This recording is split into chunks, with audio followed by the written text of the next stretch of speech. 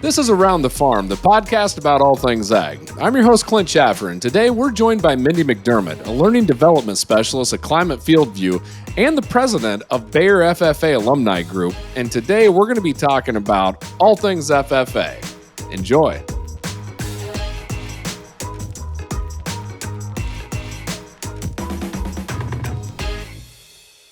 Mindy, welcome to Around the Farm. Thanks for joining us here today. Thanks for having me, Clint. It's great to see you again. Yes, it's been a while. So how about you introduce yourself to our listeners here? Absolutely. I'm Mindy McDermott. I'm a learning and development specialist at Climate, which means I create training content. I also create how-to materials to help our farmers learn how to use the FieldView platform. I know that, digital can have kind of a steep learning curve. How are you helping farmers kind of get started and start absorbing all of that information? Well, I can remember back when I started at FieldView, and there was actually very little to help farmers get started learning how to use FieldView or other digital tools. And so one of the first things that we did was create what we call our Knowledge Center page. And so that's found at support.climate.com. That page has grown over the years to over 500 documents that show how to use the FieldView platform, the FieldView apps, and they help farmers really understand what button pushes they need to push when, and make it really simple for them to understand what they need to do to look at the data that they have collected on their farms. Mindy, you know this. I have used that site extensively, and have had you help me through several different things. Dad and I use FieldView, of course, on our farm, and that Knowledge Center page is absolutely awesome. So hats off to you for putting together such a great site. Well, thanks. It's definitely not just an individual thing that I did. It took a group of people, and there is a lot of collaboration that takes place to put all of that content together. Our support team helps a lot, and they really, help build those pieces and that content for farmers. They know what they get, what questions they get when calls come into the support line. And so if we can create documents that will help farmers through those issues so they don't have to call, then that's a really big win when we can live in that kind of a space. I will tip my hat to our support line as well. I've called into to them plenty of times as well. So, hey, along with being the learning and development specialist, you're also the president of Bayer FFA, right? That's correct. We have an FFA Alumni and Supporters organization that we coordinate here, and anybody that is a Bayer employee can join. Bayer pays our corporate membership, so we don't have to have individual memberships, but it's a great way for folks that work in a corporate environment to still stay connected with FFA members, their local chapters, and even to an organization that gave back to a lot of people that did join the FFA or were a part of the FFA whenever they were younger.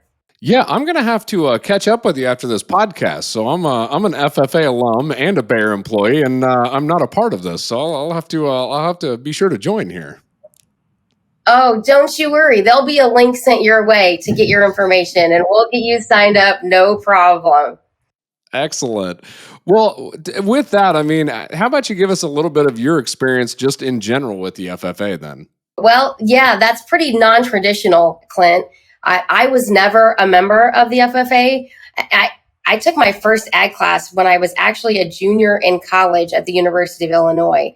And so never did I get to take a ag class at the high school level. And so a lot has changed in agricultural education at the high school level way back when I was in high school. And so I won't give how many years that is to give off my age here, but I first went to my first national FFA convention when I was at the University of Illinois, when I was shifting my focus from an animal science degree, which is what my bachelor's degree is, to a master's in agricultural education. And I remember my first national FFA convention, even when I was a college student, how impactful it was. And so there are a lot of FFA members that do get to attend national convention and state convention that actually it's state convention and banquet season right now with FFA folks. And it is really life-changing for students to be a part of something so spectacular as the FFA. So I didn't really answer your question all that great, but I did get involved with the FFA by becoming an agriculture teacher. And so I spent about 15 years in Illinois ag education. And that's how I really got into FFA and fell in love with it. I actually wrote an article for FFA not too long ago, and I started out as never was I ever an FFA member. Never did I ever wear an FFA jacket, but I have helped members prepare for contests and FFA events, and I am a member of the FFA Alumni. That is fantastic, Mindy. I love your story because you started out teaching kids and helping them, and here you are teaching adults now, right? All in agriculture. So that's a great story. Yeah, absolutely. When I had the opportunity to be a learning and development specialist at Climate, I really did feel like it was a great fit for me because it did fit with my skill set very nicely. Absolutely. Well, with the Bayer FFA alumni group, so as the president, what are some of your duties within that group? So some of the activities that I get to do as president, and we're working on getting a full team of officers back up. We were a little bit hindered, obviously, with the past 2 years that we weren't able to engage as we typically have. But a cool thing that I get to do, and other Bayer FFA alumni members actually get to do, is we get to interact with state officers throughout the U.S. So just a couple weeks ago, I was on a conference call with the Nebraska state FFA officers. And so that's a really great way to interact with members from other states. I get to hear what's on their mind. I get to help educate them about Bayer and the opportunities at Bayer and why we need young people in agriculture. And so we do that.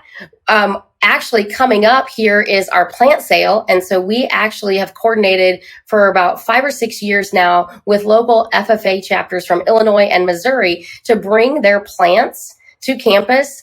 And we have a plant sale for our Bayer employees on campus. And so it's been a great project, or a great activity that's very well received from our Bayer folks, but also our FFA chapters. I can grow a plant if it's out in a field, but as soon as you put it into a pot, I'm gonna kill that thing within like a week. I don't know what it is, but my green thumbs, as soon as it's in a pot, I just can't take care of it for whatever reason. And see, now that's interesting, Clint, because one of the things that we talk about in agriculture that we can't control is the weather. And when you put a plant in a pot, you really start to be able to control a little bit more of the weather. So I don't know, that might not be saying too much about, I don't know, your relationship with Mother Nature. Yeah. Well, we won't get all the way into that there. So we do have some really high quality plants that show up on campus for that event. So it's a great way to help support the FFA, and we're thrilled to be able to provide that partnership. The FFA members get to come to campus and interact with individuals from a global industry, and so that's a great partnership for us to foster. Oh, absolutely. Well, you were talking about, really helping them even understand the path, once they're out of school and some of those different career tracks. We're definitely needing people in agriculture, right? I mean, it's an area that we continue to need, get high quality people. With some of the rural areas seeing, maybe a decline in population, is there a decline in enrollment or a need for kids to get enrolled within FFA? Actually, Clint, it's kind of the opposite. We see a lot of enrollments in agricultural education nationwide increasing. And folks, it's a bit of a misnomer. Folks typically think that FFA chapters exist in small rural communities, but they also exist within our larger metropolitan schools. In Minneapolis, Chicago, St. Louis. When I worked with chapters in the Chicago area, I think there were about a half a dozen, and now there's probably closer to 15 chapters in the Chicago metropolitan area, maybe even more than that. I'm just estimating. But one of the things that folks do a lot with agriculture in the metropolitan areas is like food processing, horticulture, landscaping. All of those components make a bigger influence or have a bigger influence in those chapters, and that really helps prepare those students for the diverse careers that we do see in agriculture. It's no longer just taking on the family farm. That's the foundation of our agricultural education, and that's the foundation of agriculture. But there's a lot that goes on from the time that seed is planted at a seed production facility like what we have at Bayer. Then it goes to the farmer to plant. And then once the farmer plants it, obviously it goes on to a processing plant to be made into a plethora of items that we find in our grocery stores and marketplaces. Well, and that's a great call out, Mindy, because I know back when I was in FFA, we were talking about, I remember talking to another student that they're like, oh, I'm really not involved in farming, so why would I jump into agriculture? Yet at that point in time, they were also working at a fast food place, working in the food industry, and it was one of those where it's like that is agriculture, right? Agriculture touches us in a lot more areas than what we just tend to think of in out on the farm, right? And I think it's really neat too, is you bring up within some of these larger metropolis area or metropolitan areas, as you think of vertical farming and some of that comes into play. Even a lot more farmers markets that you're starting to see, and crops that are grown in town or on rooftops, and all of that is agriculture. That's the neat part. Absolutely. And so is ethanol and fuel and clothing, all of those components, right? And then, think about all of the employees that we have at Bayer. We have finance specialists. We have data analysts. We have engineers. And if those people have a little bit of knowledge about agriculture, that just helps make our business more successful. And so whenever I do meet with FFA members, they ask, what can we do? And I say, you can talk about agriculture and how exciting the opportunities are within agriculture. Because when I was teaching, one of the things that we talked about when we talked about career awareness is we talked about how, young kids like to pick the traditional, what we call sexy or exciting, occupations. And so we think, lawyers and doctors and some of those things that seem to have some of the high paying jobs, but there are high paying jobs that are in agriculture too. And by the way, you don't have to go to school for, 4+ years to be successful in those careers, but they exist. And so we need everybody, all walks of life, all areas of expertise in agriculture. Well, it's interesting because I think a lot of folks, when they think of farming, right, a lot of folks think of hard manual labor. And I know just in this, at least throughout my career, it's really shifted away from not all being manual labor. There's still a manual labor part of it, don't get me wrong on that, but really get into a lot of high technology, right? Whether it's things like digital agriculture, like Climate FieldView, or even into the electronics pieces that control our planters and auto steering and GPS. I mean, these are some of like the key technologies that will probably be in autonomous vehicles moving forward.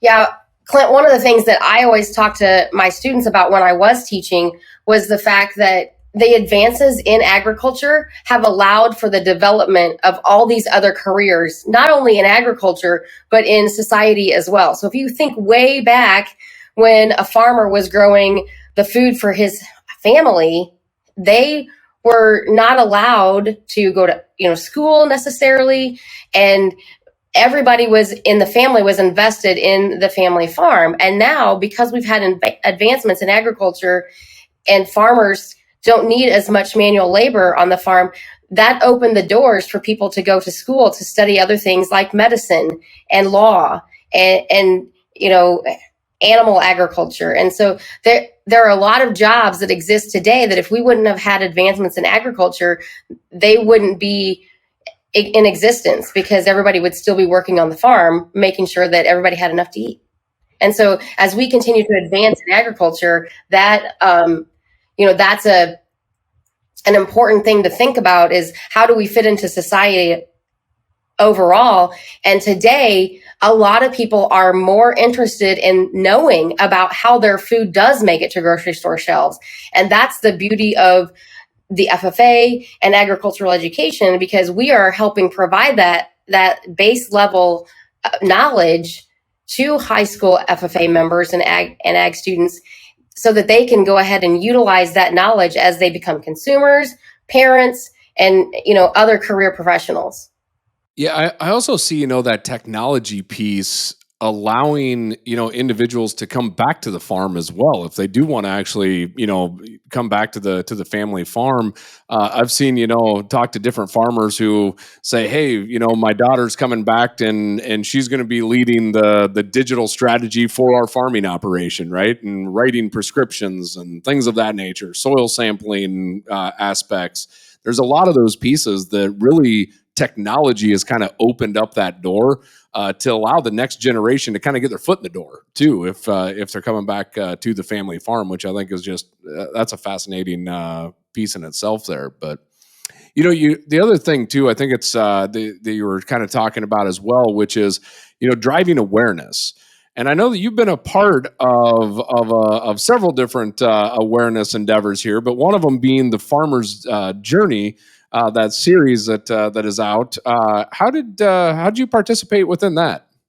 Yeah, what a great series that our marketing team has put together. But A Farmer's Journey is a really amazing set of videos that, through an organization that I'm a part of, a not-for-profit organization that helps provide and develop curriculum for high school agriculture teachers, we partnered with Bayer and were allowed to include those videos as a resource for teachers to utilize in their classrooms to really get a good grasp of what it's like to be a day in the life of a farmer. And many people think that FFA members and agriculture students come from a farm, but about 10% of the students that are in agricultural education actually have 50% or more of their income coming from a farm. So even our most connected students are more removed from a production farm. And so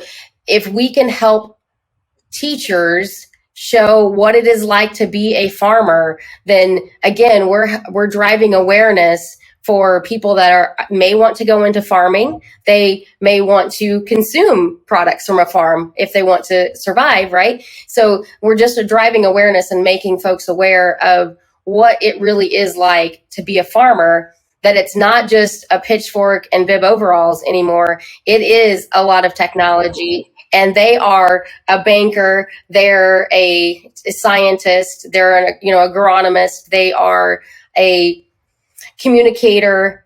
They're all of those pieces and careers together. And that series really helps bring that to life for our students in our ag classrooms. So Mindy, what kind of opportunities are out there for farmers or really anybody to be able to give back to the FFA? Clint, that's actually a really great question. And there's a lot that folks locally can do within their FFA programs. And many times there are things going on within an agriculture program year round. And so my advice to anybody that wants to be supportive and nurturing young people into the agriculture industry is to stop by, send an email to their local ag teacher and just ask, what can I do? Whether it's a guest speaker in their classroom, serving as a judge, or maybe even help preparing a team. If it's an ag sales team or a communications team, we're always looking for individuals with expertise in specific areas that can help train young people that obviously are knee deep in those, careers. And so they're better suited to help train those individuals. And then almost every chapter has an FFA alumni chapter. And so if you want to be involved with the chapter, you don't have to have had a previous experience with FFA. I don't have previous experience as a member. The name is a little bit misleading of FFA alumni, but most of the time we reference them as FFA alumni and supporters, right? And so they can get involved. Anybody that wants to be supportive of agriculture education can get involved simply by talking to their local ag teacher and asking them, hey, I want to be a part of the alumni and I want to help you in however I can. You know, one of the other opportunities I've seen start to pop up as well is there are farmers now that are offering internships to students as well, and that was something that that we really haven't seen probably much in the past. It was always you had to go to a retailer or a company of some sort to find that internship. But I think as these farming operations expand into some of these high technology aspects that you and I have discussed previously, there's even opportunities to get your foot in the door as a student, right? And I think these are things that we're not accustomed to, but are definitely expanding. Absolutely. And, one of the things that the FFA has been doing for many years is called a supervised agriculture experience. And so many people know those as their record book project, right? And so those areas and that SAE project, the supervised agriculture experience projects, those really do expose students to skills that they need to be successful in careers. So, they're keeping records on what they're doing every day in a job, and then they're also recording their finances along with that. And so what are they doing with the money that they're earning? And so are they just blowing it every weekend? Are they using it to purchase, something that is an investment for them for the long term? Are they putting it in the money and saving it for college? And so obviously putting all of that information down helps teach those skills. But ultimately, the SAE program really provides an internship, so to speak, for FFA members for them to develop those skills. My daughter's SAE is doing farmers markets and taking the produce from our farm and selling those at farmers markets. And we're coming up with a company name and a logo. And so she's involved in all of that. And so those are all aspects of entrepreneurship and starting a business. And those skills are all being taught within the FFA organization. Yeah, I love hearing that. You think about just all of the business skills that come along with record books, but also, like your daughter, she's interacting with people as well, right? Actually being at that farmer's market and just some of those even social skills that you develop during those types of interactions, more business focused, I guess, interactions, I think are absolutely priceless as you progress forward in your career. Oh, absolutely. And there are parameters, right, that are around the SAE that allow students to take it to whatever level they want to take it. If you meet certain requirements, you can earn your state degree through your SAE program and then your American degree. And so those are two of the highest honors that you can receive within the FFA. And so those are things that start with an SAE program, which could be, likened to an internship. Yeah, absolutely. So here's a little fun fact. I'm going to give you a little fun fact about myself here. My SAE program, when I went through, I got third in state with my record book project, and it was renting pygmy goats to clear timbers. And so I had a roughly about 55 pygmy goats. Would have been probably my sophomore junior year of high school, and I was renting those out to basically clear, because a lot of timber without as much livestock that's going through them, they would get grown up, and you could launch these goats out into the timber, and they would just clean out all the different types of bushes and things of that nature, and really make a nice area. The funny part about this is, fast forward a while, and on a episode of Shark Tank, somebody ended up bringing that business to them, and they got like a huge investment. So I should have stuck with it. I should have stuck with renting goats out, because they were it's an actual business out there now. Yeah, they're actually goats are being used for quite a few unique things. Renting them out to, I know you were doing pigs, but goats are now being utilized to clear We need some for our wooded area because it's overgrown with poison ivy right now. But there's also goat yoga. Did you know that? I have seen that. Yes. Yep. So, I have not gotten into that, so I don't know how flexible I am to jump into goat yoga yet. So well, your pygmy goats just show how far advanced you are, Clint. should have just stuck with it there. So, well, some of the other things that I'm starting to see, and I got to ask. I mean, you're working with kids all the time, and you're probably more accustomed to the things that are hip out there. But one of the trends that I'm kind of seeing is mullets and pit vipers and all these this almost like an '80s look that's coming back. What's going on there? Well, I will tell you that 80s look is definitely coming back. Maybe even some 70s with some bell bottoms and crop tops and long hair, long curly hair in boys. So there are some of those things.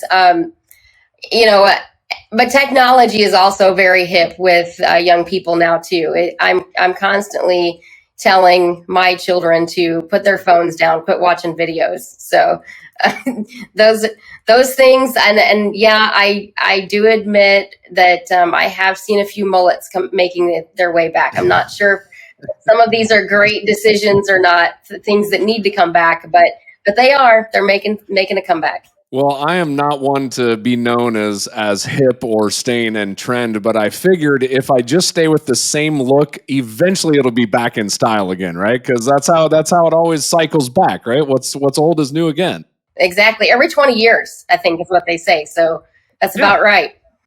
Well, Mindy, I just want to say thank you for everything that you do for the agricultural community, having all the different outreaches that you have and working with all the different groups. That is absolutely amazing. So thank you for like I said, just thank you for everything that you do. The last thing that I want to ask, though, is how's Dex doing? Well, Dex is outside barking at the trash guys right now, but he's doing pretty good.